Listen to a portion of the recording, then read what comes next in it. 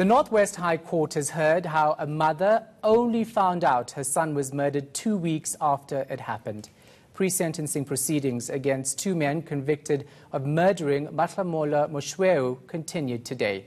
Peter Durewald and Philip Skutter, accused of killing the 16-year-old of stealing sunflowers from a farm before his death in April 2017.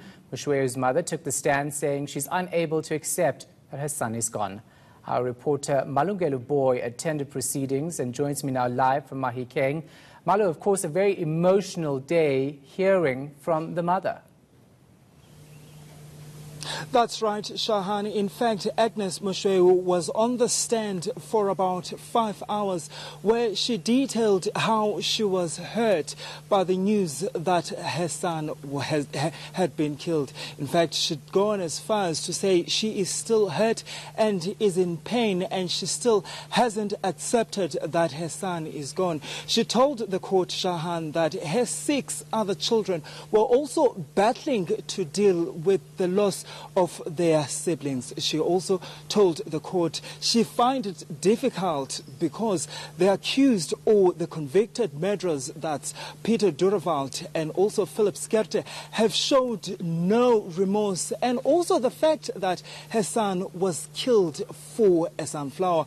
But it also came out, Shahan, in court that these two men and their families have actually wanted to reach out to the family of Matlamola Moshweu. But that's too little too late, according to the family.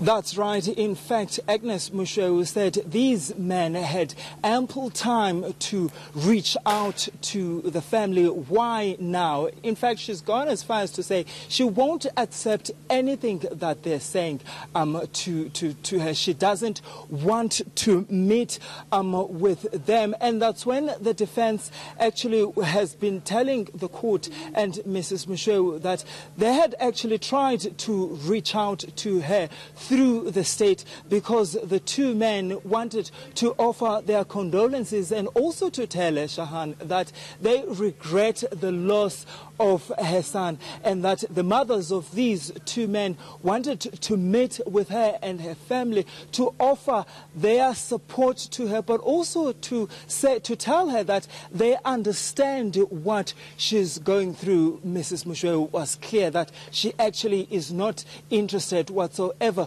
to what these families actually had to say to her. She actually even went as far as to ask one of the defense advocates, Shahan, as to what would you do if it was you who had a son killed. Well, the defense advocate didn't answer that question, but later on she said she would love to answer that question, but the court is not the right platform to do so. Yeah, I see. The state says Mrs. Moshweu lost her child over a sunflower. It really is a sad case. Let's talk about the accused here. Of course, we will eventually hear from their attorneys about why they shouldn't be in jail for a certain amount of time. That's right. Tomorrow, Shahan, we will hear from both the state and the defense in the final arguments, really, of sentence here. The state has already indicated, though, Shahan, that it wants life behind bars for these men.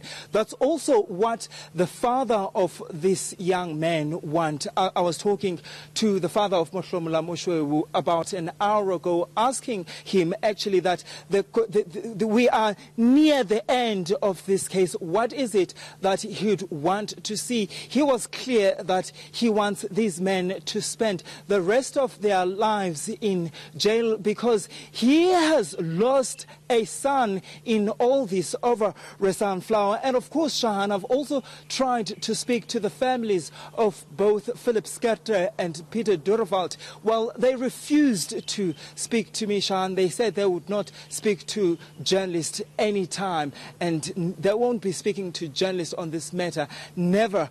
But also, though, it was interesting to see the wives and the girlfriend of the two men before the proceedings started. They were pacing up and down as if they were nervous before the proceedings started. And of course, when the proceedings started, they kept on looking at the judge. But also, Shahan, you could see that they wanted to talk to the accused because they had a cool drink and also chips at hand, and they were able to hand over those during a break. But it's clear, though, Shahan, that the people that continue to give support to the family of Moshoeu, that's the EFF, and also some members of the ANC, want to see these two men handed a life sentence behind bars. All right, thanks so much for that. Appreciate it. Our reporter Malungelu Boy.